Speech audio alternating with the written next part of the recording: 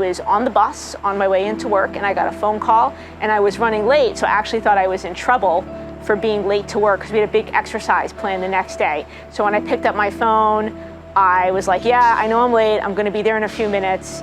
And they were like, no, they're like, a plane just went into the World Trade Center, get here as quickly as you can. So I immediately got off the bus, went up to the bus driver, and I was like, yeah, let me off the bus.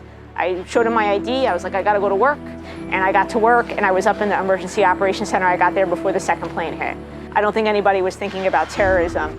And so when the second plane hit, we realized it wasn't an accident and we needed to evacuate. So everybody that was in the Emergency Operations Center evacuated down the 23 flights of stairs. And then we were in the lobby of 7 World Trade Center when the first tower collapsed.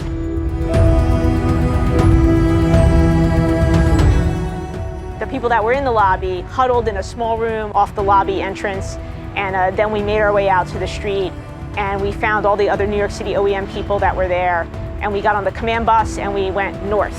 We picked up people along the way that were fleeing. They were on the command bus with us, and we got a little further, and then we decided to go to the police academy because that was the next best location for us.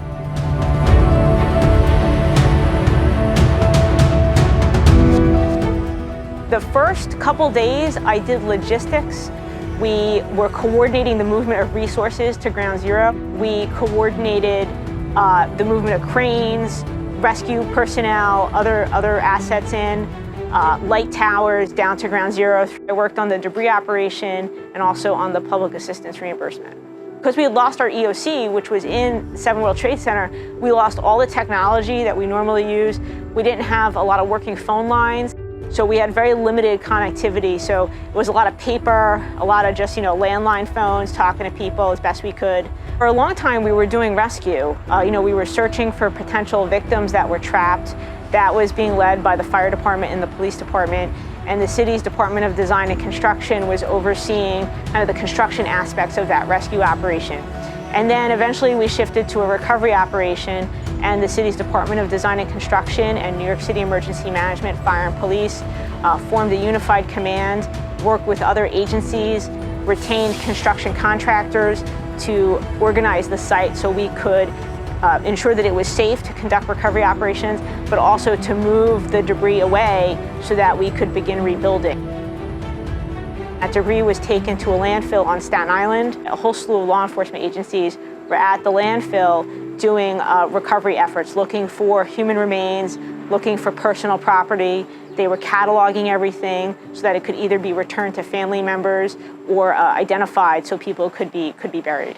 My whole life changed after 9/11. I was a planner in New York City Emergency Management, just going about my work, writing plans for emergencies, participating in exercises like the one that we had planned for September 12th, 2001.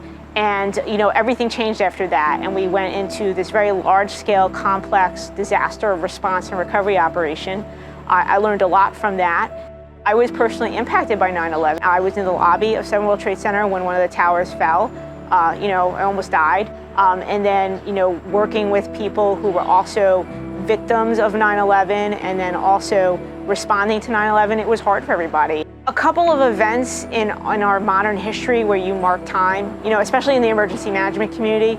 If you think about Hurricane Andrew, the Oklahoma City bombing, Y2K, 9/11 is an event where we mark time. It changed our whole profession.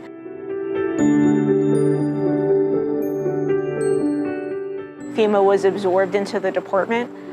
Billions of dollars have been provided to state, local, tribal, and territorial governments to prepare for acts of terrorism, to prevent them. And so every day we think about how are we positioned to prevent another 9/11.